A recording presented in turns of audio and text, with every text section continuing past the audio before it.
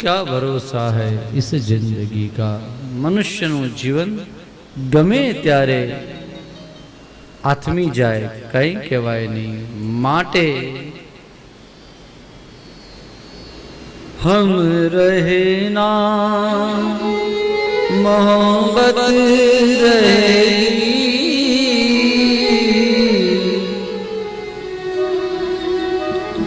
દાદા ભાઈ થઈ જાય આવી ભાઈ भैरवी कल का बाकी रह गया।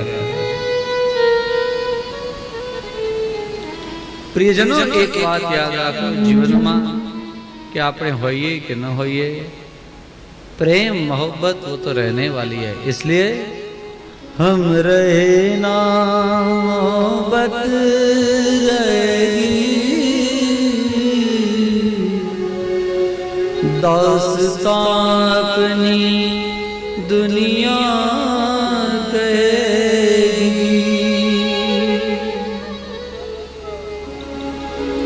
फर्ज पूरा करो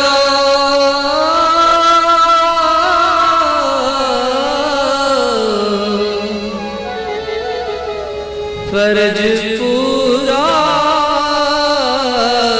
करो फर्ज पूरा करो जिंदगी का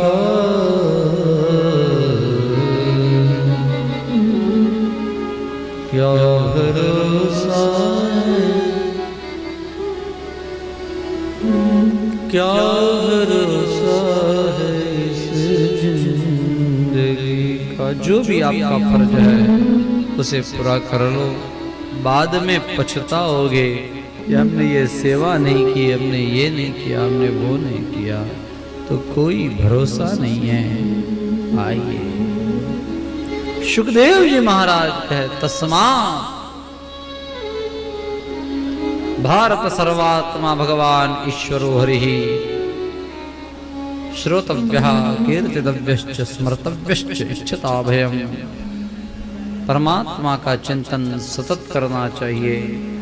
श्री आचार्य चरण वल्लभ बहुत बढ़िया इसी बात को समझाते हुए श्री कृष्णाश्रय में कहते हैं तस्मात् सर्वात्म भावेन श्री कृष्ण शरणं मम वदद्भिरेव सततं स्थेयमित्येव मे मतिः। परमात्मा का चिंतन यानी श्री कृष्ण शरण मम सतत बोलते रहना चाहिए। कारण खबर नहीं क्यारे ढળી પડીશું। એના પહેલા બીજો સ્કંદ નાનો છે પણ જ્ઞાનમાં ઘણો વિશાળ છે।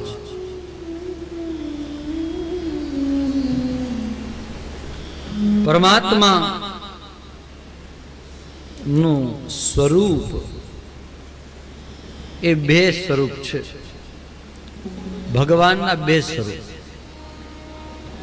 એક સ્થૂળ સ્વરૂપ અને બીજું સૂક્ષ્મ સ્વરૂપ। સૂક્ષ્મ સ્વરૂપ એટલે જે આપણા ઘરમાં ઠાકોરજી બિરાજે છે એ।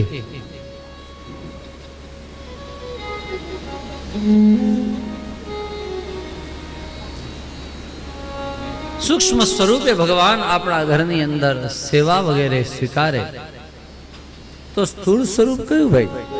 हाँ हेलो हेलो सूक्ष्म स्वरूप स्थूल स्वरूप क्यों? बोले आ जे विश्व देखाय छे ये परमात्मा नु बीजू स्वरूप छे, एनु नाम स्थूल स्वरूप। अने एटले ज आ परमात्मा नु पहलू स्वरूप छे। पेलू घर में आपणे जेनी सेवा करीए छीए तो बीजू स्वरूप छे। अरे एटले ज विष्णु सहस्त्र में सौथी पहलू नाम जो भगवान नु कोई आव्युं होय तो एनु नाम विश्वम छे। भगवान नु नाम शुं बोले? विश्व। आ दुनिया छे भगवान, आ जगत छे भगवान।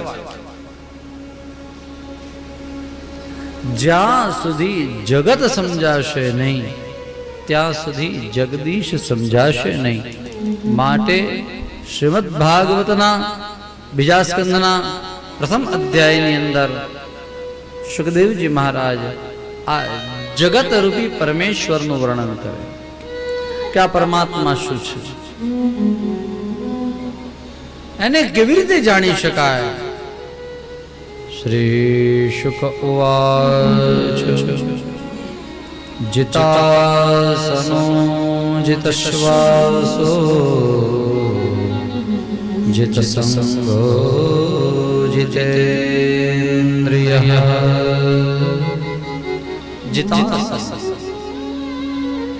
जितश्वासो एक आसन पर બેસતા શીખીએ એને ચિતાસન કહેવાય. આસન ઉપર વિજય મેળવવો, પછી એમ કરતા કરતા શ્વાસ ઉપર વિજય મેળવવો. રોજ પ્રાણાયામ કરવો, પ્રાણાયામથી શરીર સુદૃઢ બને. જીત શ્વાસો, પછી કહ્યું જીત સંગો જીતેન્દ્રિય. जित संग यानी जिन्होंने संग को जीत लिया है.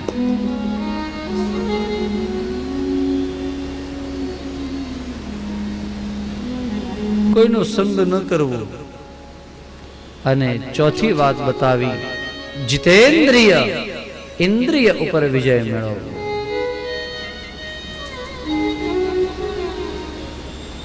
बोले इतना हो गया? बोले हाँ. तो अब देखो हम तुमको दिखाते हैं. आ 14 माळनो बंगलो, आ ब्रह्मांड छे. नीचे पाताल थी शुरुआत करिए तो पाताल में तस्य हि पादमूलम पठन्ति पार्श्वे प्रपदेरसादरम्. श्री कृष्ण गोविंद मुरारे हे नाथ नारायण वासुदेवा.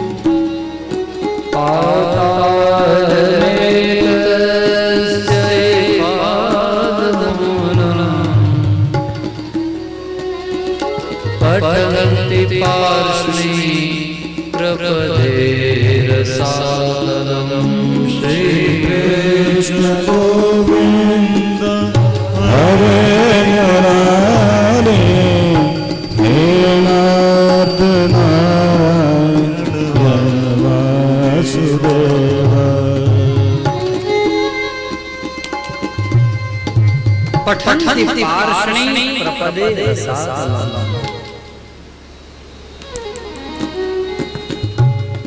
महाराज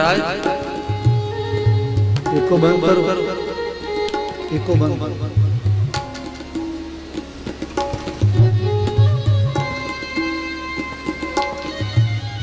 પાતાળ છે એ પરમાત્માના પગના તળિયા છે. એનાથી થોડાક ઉપર આવો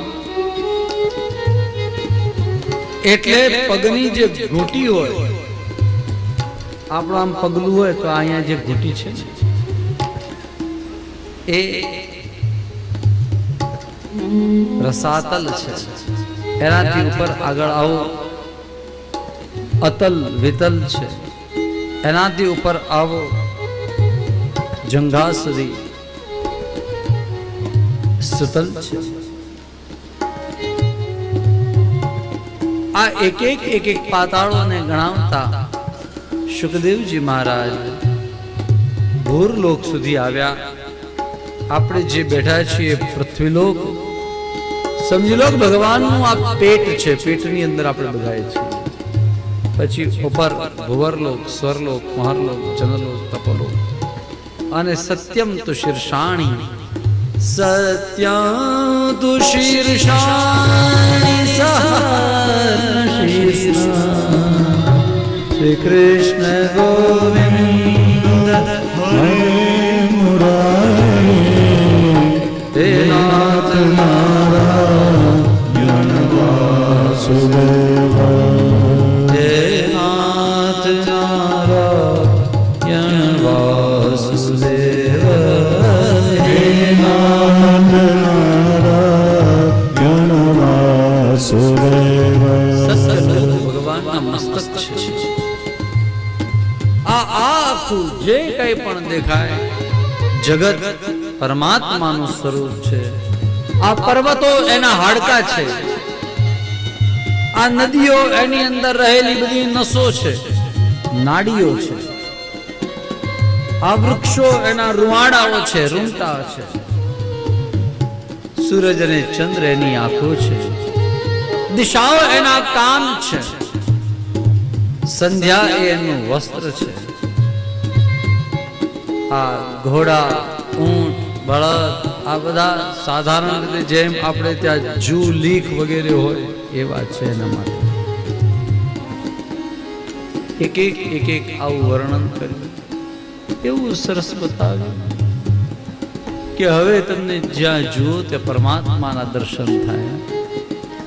પરીક્ષિત મહારાજ અને સુખદેવજી આ બધી જ વાતો બધી બતાવી. તત્વ ધ્યાન એનો ઉપદેશ કર્યો છે. પરીક્ષિત મહારાજ પ્રણામ કરીને કહે, પ્રભુ અમને કહો ને કે આ બધું ભગવાન કેવી રીતે બધું બનાવે? આ પૃથ્વી, જળ, તેજ, વાયુ, આકાશ આ બધું કેવી રીતે ભગવાને બનાવ્યું? આખું બ્રહ્માંડ ભગવાને કેવી રીતે બનાવ્યું? કેવી રીતે એની ઉત્પત્તિ થઈ? કેવી રીતે એની સ્થિતિ થઈ? ભગવાન કેવી રીતે સંચાલન કરે અને ભગવાન કેવી રીતે એનો પ્રલય કરે? આ બધી જ વાત અમને કહો ને. સુખદેવજી મહારાજ કે ઓ એક મિનિટ, હા રાજન પરીક્ષિત, હું તો મંગલાચરણ કરવાનું રહી ગયું. ચોથા અધ્યાયમાં આવી અને છેક મંગલાચરણ કર્યું છે સુખદેવજી મહારાજે. અને એમણે એમ કહ્યું, નમ પરસ્મૈ પુરુષાય ભૂયસે સદોદ્ભવસ્થાન વિદોદરી દયા. શ્રી કૃષ્ણ ગોવિંદ હરે મુરારી હે નાથ નારાયણ વાસુદેવ ગૃહીત શક્તિ નારાયણ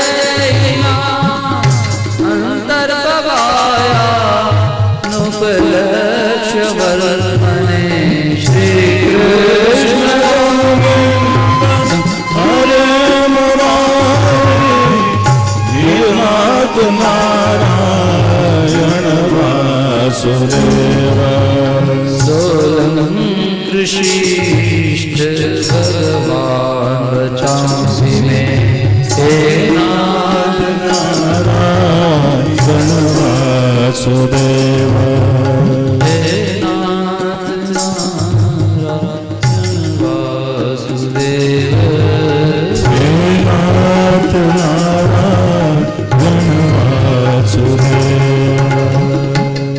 एतदेवात्मभूराजन्नारदाय विपृच्छते वेदगर्भोऽभ्यधात् साक्षात् यदा हरिरात्मनः. एतदे छल्लो श्लोक चौथा अध्याय. एतदेवात्मभूराजन्नारदाय विपृच्छते वेदगर्भोऽभ्यधात् साक्षात् यदा हरिरात्मनः. બોલે તમે જેવા પ્રશ્ન કર્યા છે એવા જ પ્રશ્નો એકવાર બ્રહ્મલોકની અંદર શ્રી નારદજીએ બ્રહ્માજીને પૂછ્યા હતા. કયા પ્રશ્નો પૂછ્યા હતા?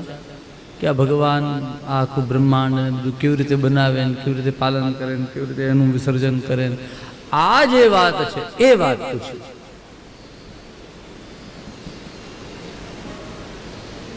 અચ્છા, પરિસ્થિતિ એવી બની, એકવાર નારદજી આવ્યા અને એમણે આ બધા પ્રશ્ન કર્યા. એણે તો એમ જ પ્રશ્ન કર્યા કે બ્રહ્માજી તમે આ બધું કેવું બનાવ્યું, કેવી રીતે બનાવ્યું? ઓ તમે જ બધું જ છો, તમે જ પરબ્રહ્મ છો. અને બ્રહ્માજી ખડખડાટ કરતા હસી પડ્યા. નારદજી કહે, બ્રહ્માજી પિતાજી આપ હસો છો શા માટે? અરે ત્યારે બ્રહ્માજીએ કહ્યું કે તું મને સમજે છે કે હું સૌથી મોટો છું? એ ભાઈ હું સૌથી મોટો નથી, મારો પણ બીજો કોઈ ભા છે. નમસ્તસ્મૈ ભગવતે, હે પરમાત્માને વંદન. યન માયા દુર્જયા મામ બ્રુવંતી જગદગુરુમ, એની એવી માયા કે જેના લીધે લોકો બધા મને મોટો ભા સમજે છે. એકચ્યુઅલી આ જગતનો મોટો ભા એ તો બીજો કોઈ છે, મારો કોઈ બાપ છે. અને નારદજીને એમ થયું, હે તમારા કોઈ આગળ છે, કોઈ તમારાથી આગળ કોઈ છે? અને આજે ખબર પડી. બોલે હા.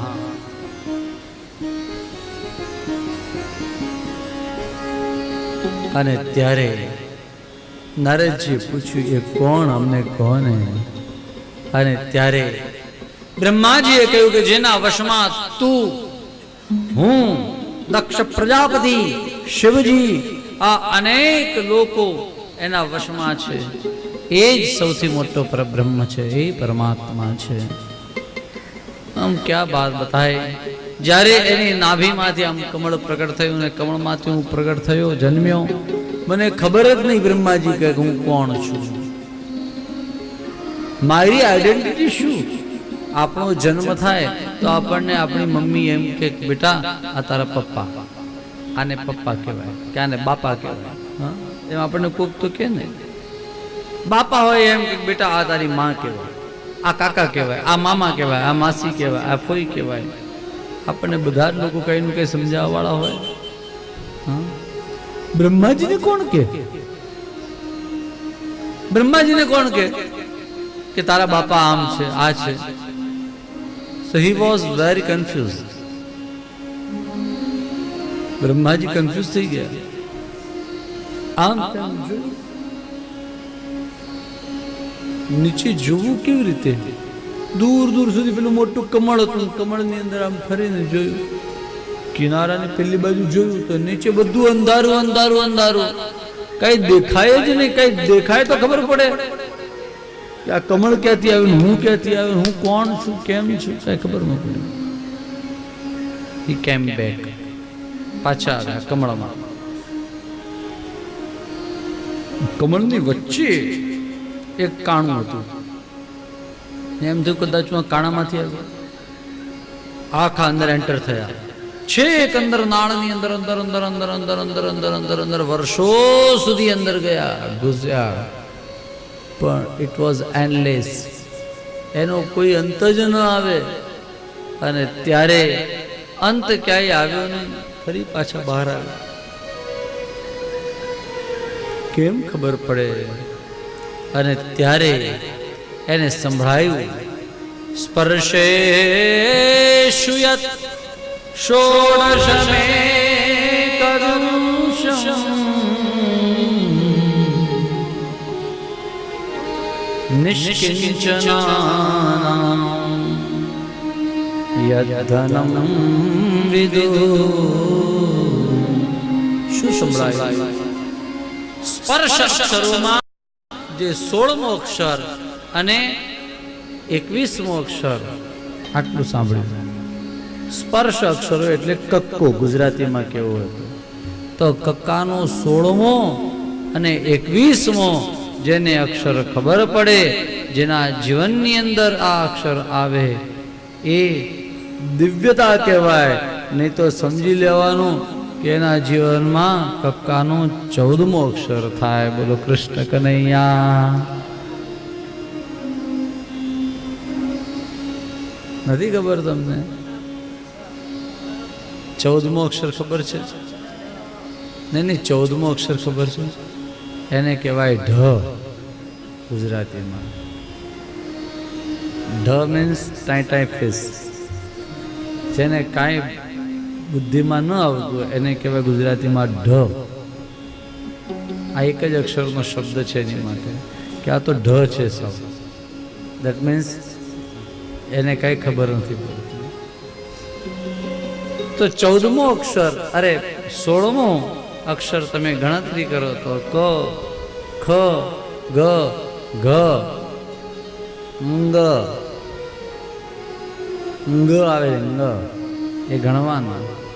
ક, ખ, ગ, ગ, ંગ. પછી આવે ચ, છ, જ, ઝ, ય. કેટલા થયા? 10. પછી આવે ટ, ઠ, ડ, ઢ, ણ. કેટલા થયા? 15. અને 16મો અક્ષર આવે ત, તકલીનો, તલવારનો ત. રાત્રે જાગ્યા હતા બહુ તો લાગે છે. ત, થ, દ, ધ, ન. ન એ 20મો અક્ષર થયો, ત એ 16મો અક્ષર થયો. અને 21મો આવે પ, પ, ફ, બ, ભ, મ એનો પ એ 21મો આવે. આ 16મો અને 21મો અક્ષર એ અકિંચન લોકોનું સૌથી મોટામાં મોટું ધન છે એમ કહ્યું. દેટ મીન્સ ત અને પ, ત, પ, ત, પ, ત, પ. બ્રહ્માજીને કહ્યું તપ, તપ, તપ, તપ. ઇનડાયરેક્ટલી કહ્યું તપ, તપ. ડાયરેક્ટ તપ નહીં કહ્યું, પણ સમજદાર સમજી જાય. અને એટલે બ્રહ્માજીએ તપ કર્યું. ઘણા વર્ષો સુધી એ તપ કરવા લાગ્યા અને તપને અંતે ભગવાન પ્રગટ થયા. ભગવાને એમને કહ્યું જે જોઈએ એ માગો. અને બ્રહ્માજીએ એમ કહ્યું મને તમારું દિવ્ય જ્ઞાન આપો. ભગવાને એમને એક જ્ઞાન આપ્યું. બ્રહ્માજીને નારદજીએ કહ્યું મને પણ એક જ્ઞાન આપો. અને બ્રહ્માજીએ નારદજીને આ જ્ઞાન આપ્યું. અને જ્ઞાનની સાથે ભગવાનના અલગ અલગ અવતારોની કથાઓ કહી. 24 અવતારો ભગવાનના જે છે એ કહ્યા. અને એમાં પણ જ્યારે કૃષ્ણાવતારની કથા આવી તો બ્રહ્માજી ચારે માથે આમ ડોલવા લાગ્યા અને મજા આવી ગઈ. આ કૃષ્ણની કથા અદ્ભુત હૈ, અદ્ભુત હૈ, અદ્ભુત હૈ એમ ગાવા લાગ્યા, કહેવા લાગ્યા. કૃષ્ણ કથા આખી કહી. અને છેવટે બ્રહ્માજીએ નારદજીને કહ્યું કે હે નારદજી, આ કથા એનું જ નામ ભાગવત છે. શ્રીમદ ભાગવતના બીજા સ્કંદના 7મા અધ્યાયના 52માં 53માં શ્લોકોની અંદર આ વાત કરી. અને એણે એમ બતાવ્યું કે એદમ ભાગવતં નામ યન્મે ભગવતોદિતં શ્રી કૃષ્ણ શરણં મમ, શ્રી કૃષ્ણ શરણં મમ. સંગ્રહોયં વિભૂતિનાં ત્વમેતદ્ વિપુલે ગુરુ. શ્રી કૃષ્ણ શરણં મમ, શ્રી કૃષ્ણ શરણં મમ. આ જ શ્રીમદ ભાગવત છે. અને એ ભાગવત હું તમને આપું છું. આ વિભૂતિ એટલે ઇન શોર્ટમાં છે. તમે એનો વિસ્તાર કરજો આમ કહ્યું. અને ત્યારે નારદજી પ્રસન્ન થયા.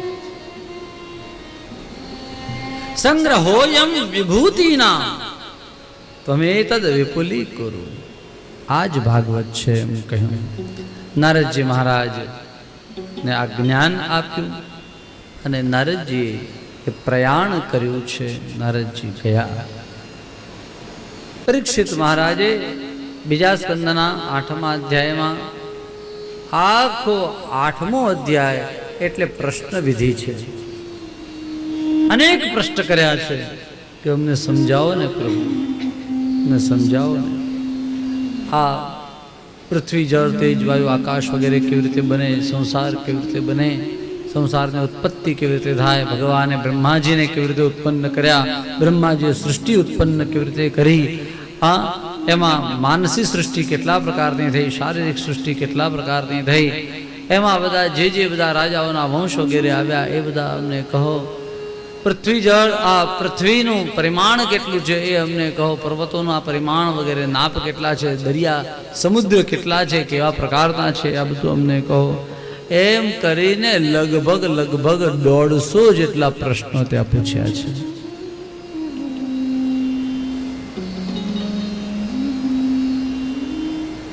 પરીક્ષિત મહારાજને સુખદેવજી મહારાજ દરેકે દરેક પ્રશ્નનો જવાબ આપે.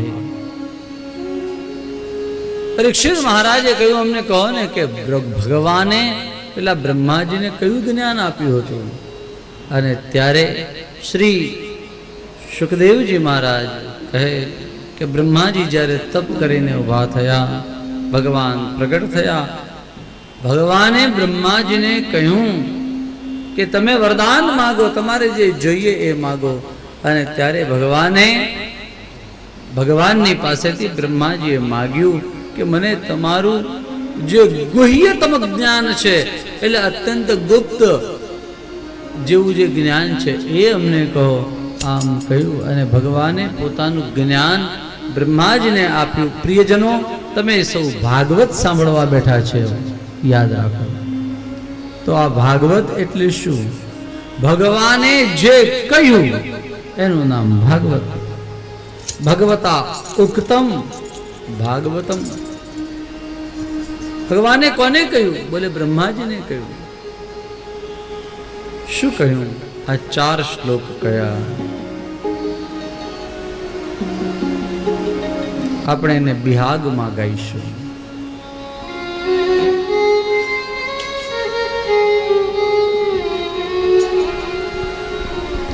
ચાર શ્લોક ગાઈશું.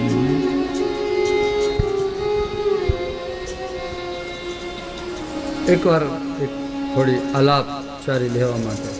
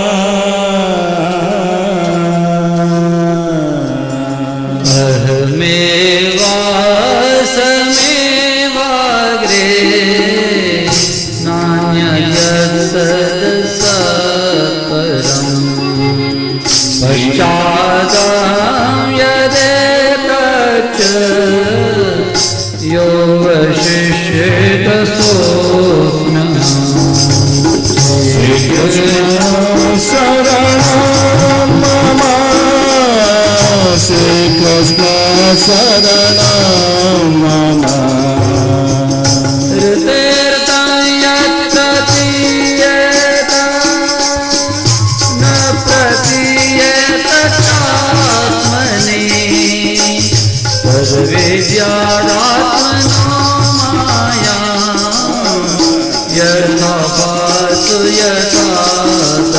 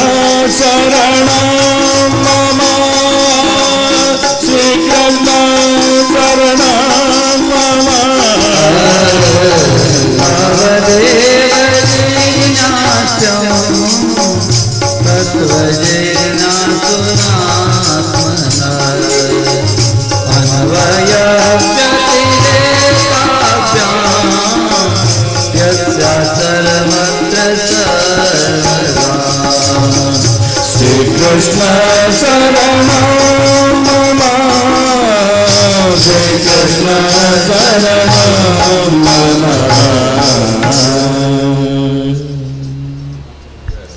ચાર શ્લોક કહ્યા. પ્રથમ શ્લોકમાં ભગવાન શું છે એ બતાવ્યું. બીજાની અંદર માયા શું છે એ બતાવ્યું. ત્રીજાની અંદર આ જગત શું છે એ બતાવ્યું. અને ચોથાની અંદર પરમાત્માને સમજી કેવી રીતે શકાય એ વસ્તુ બતાવી. ચાર શ્લોક કયા છે. પહેલા શ્લોકમાં કહ્યું અહમેવ આસમેવ અગ્રે ન અન્યત સદ અસત પરમ. આ જ્યારે કાંઈ નહોતું અને કોઈ નહોતું ત્યારે પણ હું હતો. ભગવાન એમ કહે છે. આ વાત બ્રહ્માજીને સંભળાવી રહ્યા છે. કાંઈ નહોતું અને કોઈ નહોતું. એટલી જ વાત નહીં, આગળ એમ કહ્યું સત પણ નહોતું ને અસત પણ નહોતું ત્યારે પણ હું હતો. પશ્ચાદ અહમ, આ કાંઈ નહીં રે ત્યારે પણ હું હોઈશ.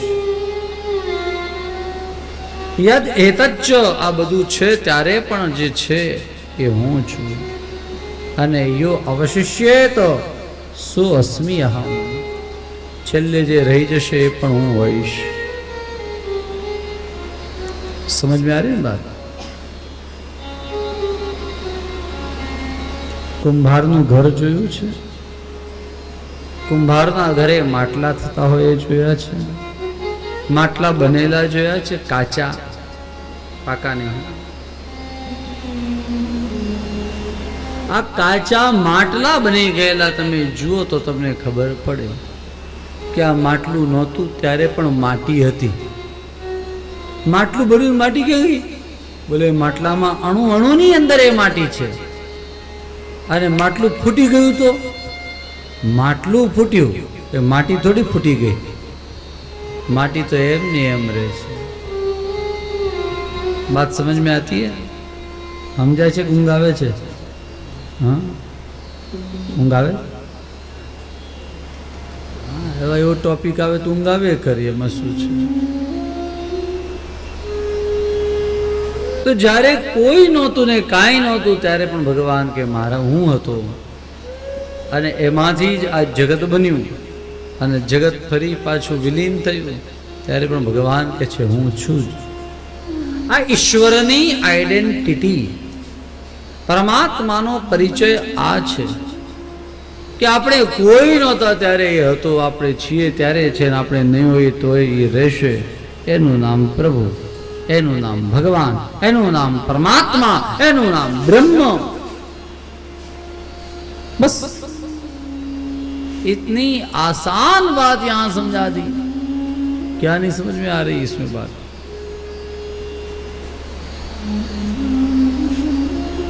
बोले એટલી ખબર તો પડી પણ હજુ મગજમાં ઉતરતી નથી વાત.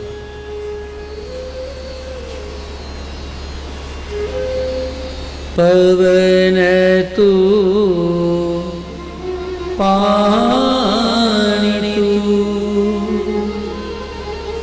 ભૂમિ તું ભૂધરા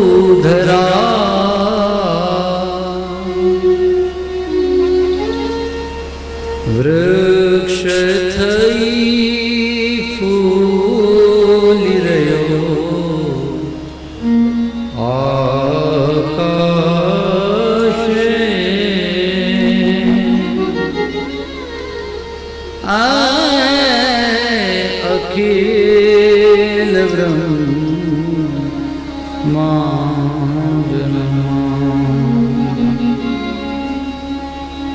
વિવિધ રચના કરી અનેક રસ લેવાને જીવ થકી શિવ થકી જીવ થયો એ જ આશે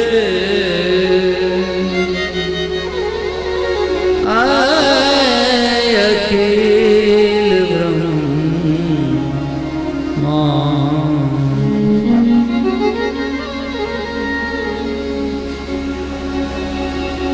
વેદ તો એમ વધે શ્રુતિ સ્મૃતિ સાખ દે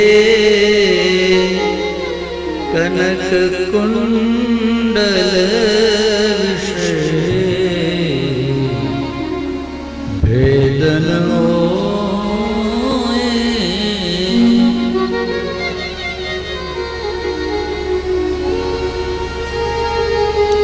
એક બાબા પાસે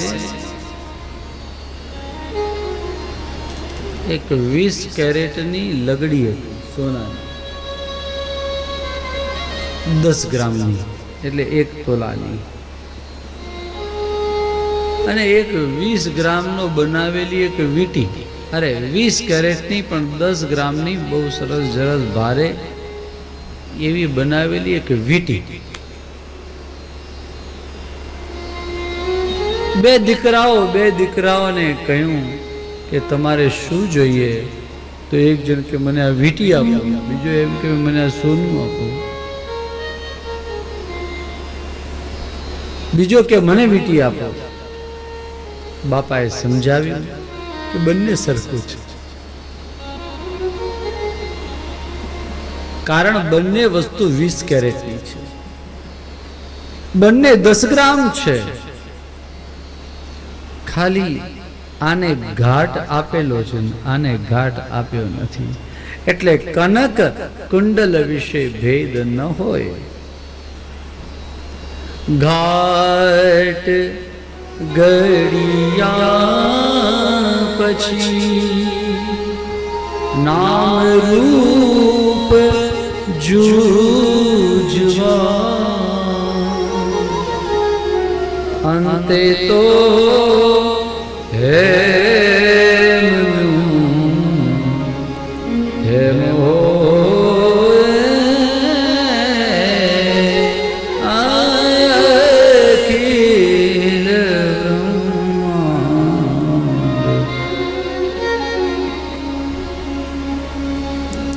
એક શ્રી હરિ.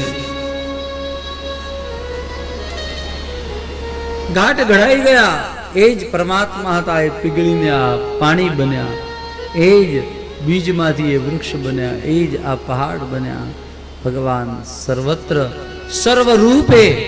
સર્વરૂપ થઈને પરમાત્મા વિલસી રહ્યો છે. શુકાચાર્યજી સમજાવે કે ભગવાને આ જ્ઞાન મહારાજ બ્રહ્માજીને આપ્યું કે પરમાત્માએ પોતાની અંદરથી અનેક રૂપ લીધા છે. વિવિધ રચના કરી અનેક રસ લેવા, એને વહેવાની ઈચ્છા થઈ ગઈ અને એ નદી બન્યો. એને તપ કરવાની ઈચ્છા થઈ, એ પર્વત બન્યો. એને લોકોને ઉપર ઉપકાર કરવાની ઈચ્છા થઈ, એ વૃક્ષ બન્યો. આ પરમાત્માના જ બધા સ્વરૂપો છે. ભગવાન કોઈ નહોતું ને કાંઈ નહોતું ત્યારે પણ એ જ હતા. સૌ કોઈ નહીં હોય ત્યારે પણ એ હશે. આ પરમાત્માની આઈડેન્ટિટી પહેલા શ્લોકની અંદર બતાવી. બીજા શ્લોકની અંદર માયા શું છે એ બતાવી. માયા શું છે તો બોલે માયા એના 2 કાર્ય છે. એક જે છે એને એ છુપાવે અને જે નથી એને એ પ્રગટ કરે. રતેર્થમ યત પ્રતીયેત. રતેર્થમ નો અર્થ થાય, રતેનો અર્થ વગર, વસ્તુ ન હોય એ તમને દેખાય. અને ન પ્રતિએત ચાત્મની, જે હોય એ દેખાડે નહીં, એનું નામ માયા. તદ વિદ્યાત આત્મનો માયામ, એને તમે મારી માયા સમજજો. આમ ભગવાને બ્રહ્માજીને કહ્યું કે મારી માયા શું છે? જે છે એને છુપાવે અને નથી એને શો કરે. ચલો, જે છે એની પહેલા વાત કરીએ. બોલો, ભગવાન છે કે નહીં? પરમાત્મા છે કે નહીં? અચ્છા, ક્યાં છે? નથી દેખાતા ને. એનું કારણ બીકોઝ ઓફ માયા. માયા છે. એનું કારણ શું છે? માયા. આપણે એમ કે ભગવાન આ થાંભલામાં છે, આ થાંભલામાં છે. આપણને આ થાંભલો જ દેખાય, અને પ્રહલાદજીને એમાં નરસિંહ ભગવાન દેખાય. એને ભગવાન દેખાય. એની આંખ આગળથી માયાનો પડદો હટી ગયો, એને પરમાત્મા દેખાય. પ્રત્યર્થમ યત પ્રતીયત, જે નથી એ દેખાય છે. જે છે એ પરમાત્મા દેખાતો નથી. નથી એટલે આ થાંભલો આજથી 100 વર્ષ પહેલા હતો નહોતો, અને 100 વર્ષ પછી આમનો આમ રહેશે ની કોઈ ગેરંટી છે?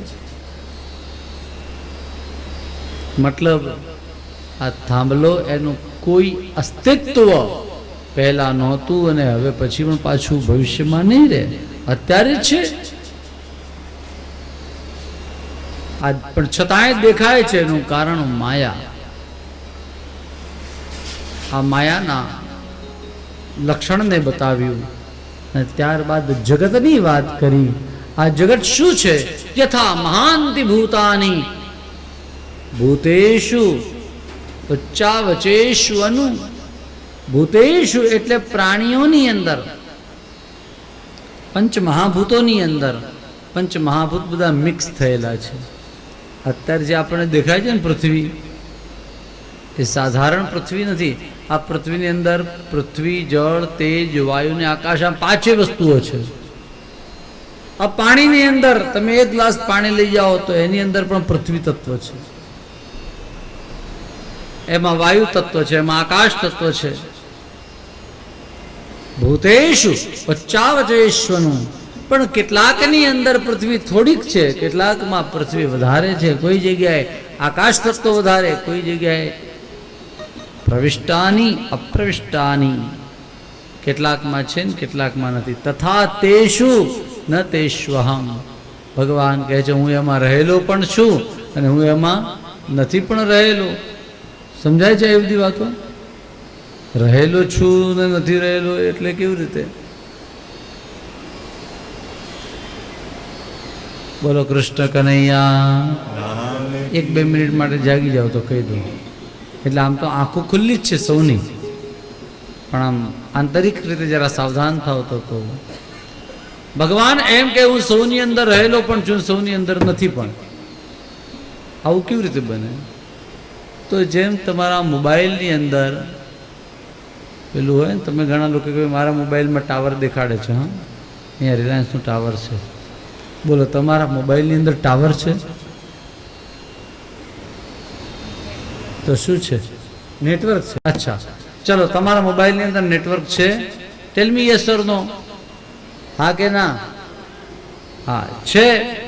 તો એની અંદર રહેલું છે ને નેટવર્ક. નેટવર્ક વગર આપણે કંઈ ફોન કરી શકીએ નહીં. પણ સમજી લો કે હવે મારે આ નેટવર્કને તોડી નાખવું હોય તો તમારા મોબાઈલને તોડી નાખો તો નેટવર્ક તૂટી જાય.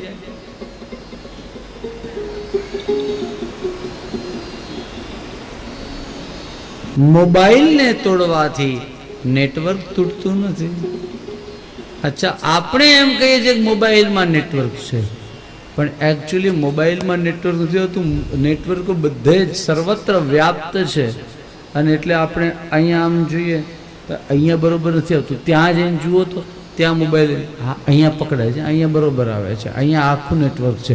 એ અહીંયા આવીને ફોન કરો, અહીંયા આવીને વાત કરો. ઘણા લોકોના ઘરમાં જઈને તો ઘરે એમ કે શાસ્ત્રીજી અહીંયા વાત નહીં થઈ, પેલી બારી પાસે જઈને જરા વાત કરો, ત્યાં બરોબર તમને નેટવર્ક પકડાશે. આવું બધું હોય ને લોકોને ત્યાં. તો network is an everywhere. Network બધી જ જગ્યાએ છે, પણ આપણને એવી પ્રતીતિ થાય કે મારા ફોનની અંદર આ નેટવર્ક છે, પણ ફોનને તોડવાથી નેટવર્ક તૂટતું નથી. એમ પરમાત્મા સર્વત્ર વ્યાપ્ત, એ સર્વત્ર વ્યાપી સર્વવ્યાપી પરમાત્મા આ આપણા સૌની અંદર, મારામાં, તમારામાં, સૌની અંદર, આખા જગતમાં એ વ્યાપ્ત છે. પણ કોકની અંદર દેખાય ને કોઈની અંદર પ્રગટ ન થાય. પણ આપણી અંદર પણ ભગવાન છે, તો આપણે મરી જઈએ ભગવાન મરી જાય? ભગવાન ન મરે.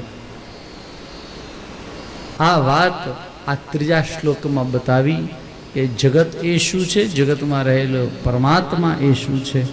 એને અન્વય અને વ્યતિરેકથી પરમાત્માને સમજી શકાય છે. આમ ભગવાને બ્રહ્માજીને આ જ્ઞાન આપ્યું 4 શ્લોકનું. બ્રહ્માજીએ આ જ્ઞાન નારદજીને આપ્યું. નારદજીએ આ જ્ઞાન શ્રી વેદવ્યાસજીને આપ્યું. વેદવ્યાસજીએ આ જ્ઞાન શ્રી શુકદેવજી મહારાજને આપ્યું. શુકદેવજીએ આ જ્ઞાન પરીક્ષિત મહારાજ અને સૂત પુરાણીજીને આપ્યું.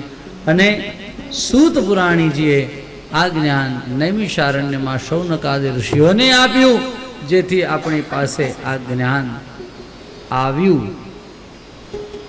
બીજા સ્કંદના 10મા અધ્યાયમાં સર્ગ વિસર્ગ સ્થાન પોષણ ઉથી મન્વંતર ઈશાનુકથા નિરોધ મુક્તિ અને આશ્રય આવા 10 પુરાણના લક્ષણ બતાવ્યા અને બીજા સ્કંદને વિરામ આપ્યો. પ્રિયજનો, આપણે આજે બપોરના સત્રની અંદર ત્રીજો સ્કંદ એને પણ જોઈશું. आइए तब तक भगवान नाम का आश्रय ले. 12:30 हो रहे हैं. भगवान नाम का आश्रय ले. गोविंद गोविंद गोपाला कृष्ण गोविंद गोविंद गोपाला गोविंद गोविंद गोपाला कृष्ण गोविंद गोविंद गोपाला गोविंद गोविंद गोपाला कृष्ण गोविंद गोविंद गोपाला मुरली मनोहर नंदलाला मुरली मनोहर नंदलाला मुरली मनोहर नंदलाला मुरली मनोहर नंदलाला कृष्ण गोविंद गोविंद गोपाला कृष्ण गोविंद गोविंद गोपाला गोविंद गोविंद गोपाला कृष्ण गोविंद गोविंद गोपाला गोविंद गोविंद गोपाला कृष्ण गोविंद गोविंद गोपाला मुरली मनोहर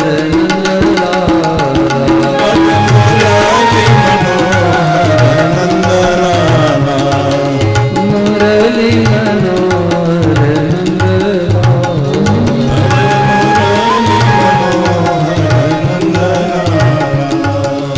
नंदलाला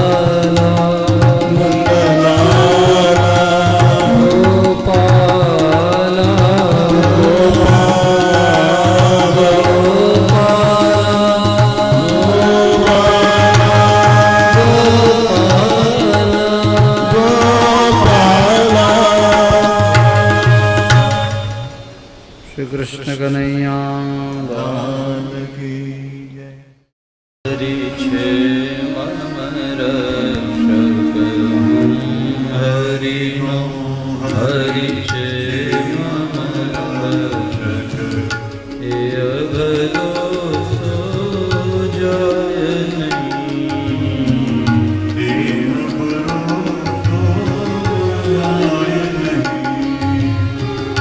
जे हरि कशे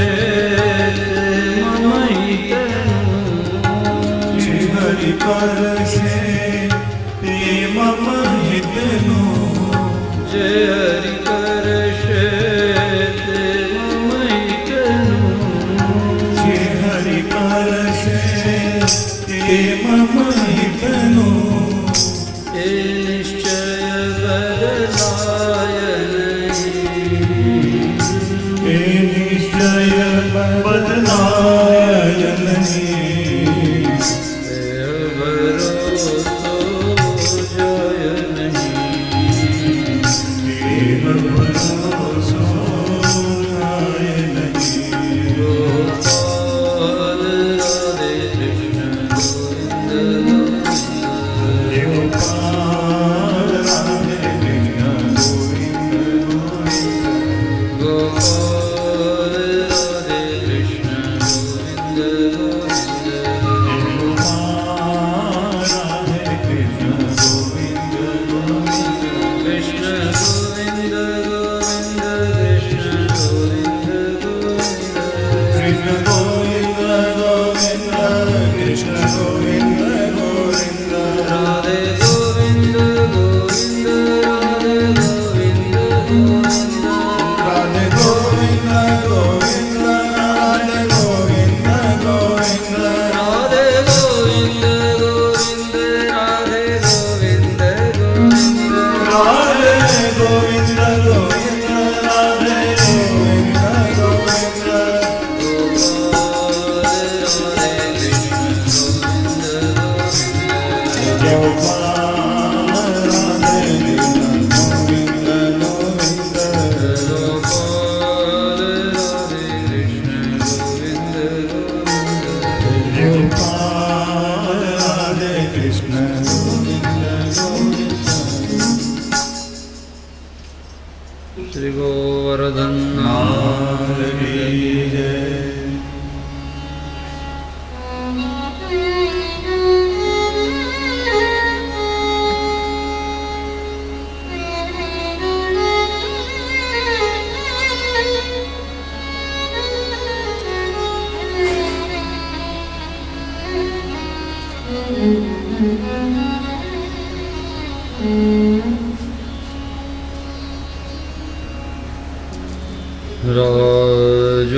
રાજોવાચ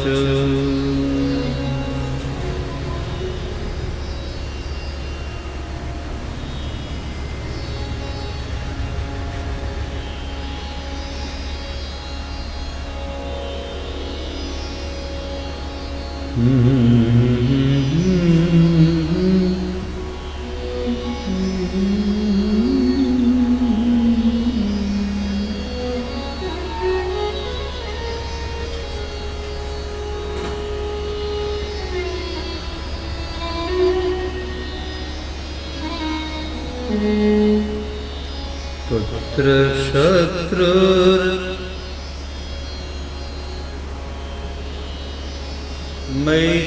મૈત્રેયેણ સુસંગમ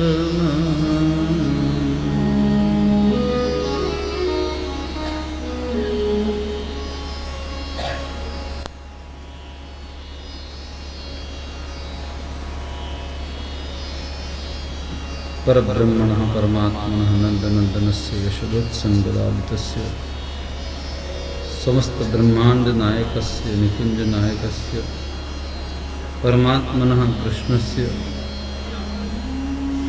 इदं वाङ्मयं वपुः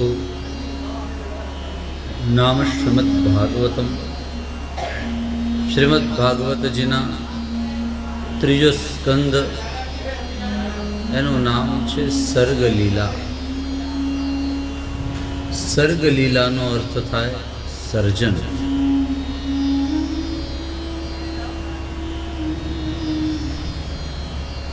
ત્રીજા સ્કંદના પ્રારંભની અંદર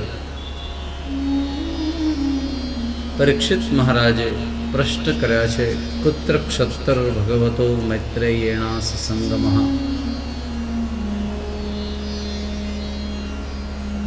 આ સર્ગ એટલે શું, પહેલા આપણે એને જોઈએ. સર્ગ લીલાનો અર્થ થાય સર્જન. પ્રથમ સ્કંધનું નામ છે અધિકાર લીલા. અધિકાર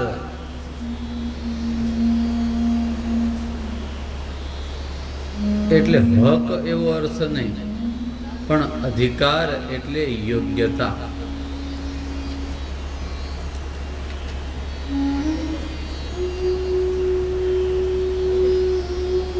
તો માણસની પહેલા યોગ્યતા સિદ્ધ થાય ભગવાનના ચરણ સુધી પહોંચવાની, ભાગવત કથા સાંભળવા માટેની એ યોગ્યતા. આ પહેલો સ્કંદ છે. બીજા સ્કંદનું નામ છે જ્ઞાન લીલા. જ્ઞાન એટલે સાધન, ઇન્સ્ટ્રુમેન્ટ, વાહન, જેના દ્વારા આપણે આગળ પહોંચી શકાય, એનું નામ જ્ઞાન લીલા. સમજી લો કે આપણે અહીંથી આપણા ગામ જવું હોય તો કોઈ ગાડીમાં બેસીને જાય, કોઈ ગાડામાં બેસીને જાય, કોઈ પ્લેનમાં બેસીને જાય, કોઈ બસમાં બેસીને જાય. આ બધા ત્યાં સુધી પહોંચવાના સાધનો કહેવાય. એક જગ્યાએથી બીજી જગ્યાએ સુધી પહોંચાડવા વાળું જે સાધન છે. ભક્તિ માર્ગની અંદર જ્ઞાન એ સાધન છે. આ જ્ઞાન દ્વારા ભક્તિ કેમ કરવી એ ખબર પડે.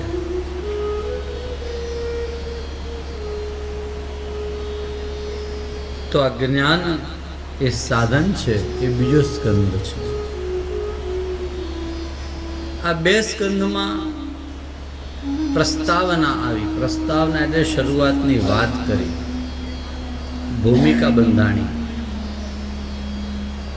હવેના જે 10 સ્કંદ છે એ 10 સ્કંધો એ ભગવાનની લીલા છે. શું છે? ભગવાનની લીલા. અને ભગવાનની લીલા એટલે શું તમને ખબર છે? તમને ભગવાનની કોઈ લીલાઓ ખબર છે? જેમ ભગવાન માખણ ચોરીની લીલા કરે, ભગવાન જેમ બાળ લીલાઓ કરે, ભગવાન જેમ રાસ લીલા કરે, એમ પરમાત્માની લીલાઓ. એમાંની એક લીલા એવી છે કે સર્ગ લીલા. સર્ગ એટલે સર્જન. ભગવાને આ નદી, નાળા, પર્વત, જંગલ આ બધું બનાવ્યું તો ભગવાનને એમાં સહેજે શ્રમ ન થાય. ભગવાન સંકલ્પ કરે ને આખા બ્રહ્માંડ વગેરે બધા બની જાય, એનું નામ લીલા. લીલા એટલે શું? બહુ એકદમ સરળતાથી, ઇઝીલી કોઈ કામ થઈ જાય, એનું નામ લીલા. ભગવાન આવી જગતમાં 10 પ્રકારે લીલાઓ કરે. 10 લીલાઓ કઈ કઈ 10 કઈ? બોલે એમાં સૌથી પહેલી લીલા સર્ગ લીલા છે. સર્ગ એટલે સર્જનની લીલા. આપણે એકાદ ઘર બનાવવું હોય, એકાદ ઘર બનાવવું હોય તો એ ઘર બનાવવા માટે આપણને 6-12 મહિના જોઈએ.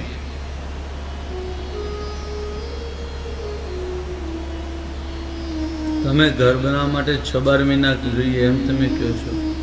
અરે મુંબઈની અંદર 12 મહિના સુધી તો ખાલી ઇન્ટિરિયર જ ચાલતું હોય.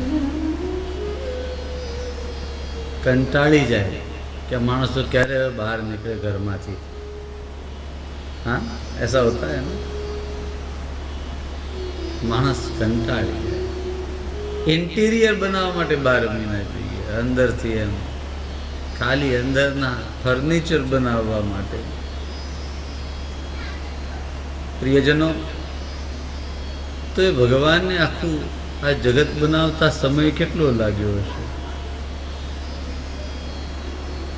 ભગવાનને આ બધું કરતા કેટલો સમય લાગ્યો? બોલે એક ક્ષણ પણ નહીં. એનું નામ લીલા. આપણે 4 રોટલી બનાવવી હોય તો હમણાં 5 મિનિટમાં બનાવી દઉં ફટાફટ, હા એમ કહીએ, પણ 15 મિનિટ લાગે રોટલી બનાવતા. આપણે એમ કે હમણાં જ શાક બની જશે, હા. આપણે એમ કહીએ કે એક સાધારણ તમને બ્રેડ પર જરા બટર લગાવીને 1 મિનિટમાં આપી દો. 1 મિનિટની બટરને ફ્રીજમાંથી કાઢો ને બહાર તાજું થાય ત્યાં 2-4 મિનિટ થઈ જાય. હું તો કહું બધું રેડી હોય તો એને લગાડવું તો પડે ને, કામ તો કરવું પડે ને, કંઈક તો કરવું પડે ને. તો ભગવાને આ બધું કાંઈ ન કરવું પડે, માત્ર અને માત્ર પ્રભુની સંકલ્પ શક્તિથી આ બધું ઓટોમેટિક થઈ જાય. એનું નામ સર્ગલીલા. અચ્છા, બનાવતા ભગવાનને સહેજે શ્રમ પણ ન થાય.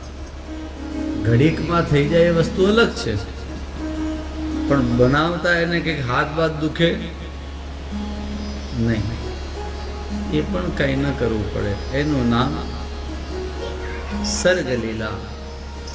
આ પરમાત્માની સર્ગલીલા એટલે ત્રીજો સ્કંદ.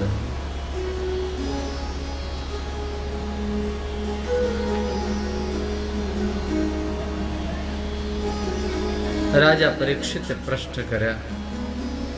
સુખદેવજીએ પહેલા તો શરૂઆત કરી અને કહ્યું કે તમે પ્રશ્ન એવો કર્યો કે આ જગત, આ બધાની ઉત્પત્તિ કેવી રીતે થાય છે તેમ કહ્યું. તો આ બધું કરવાવાળા એ પરમાત્મા છે, ઈશ્વર છે. તમે જેવા પ્રશ્ન કર્યા એવા પ્રશ્ન એક સમય હતો કે ત્યારે શ્રી મૈત્રેય ઋષિને વિદુરજીએ આ બધા પ્રશ્ન કર્યા હતા. આ બીજા સ્કંદના અંતમાં આખી વાત. તો ત્રીજા સ્કંદના પ્રારંભની અંદર કહ્યું કે કુત્ર ક્ષત્ર ભગવતઃ મૈત્રેયેણાસ સંગમ.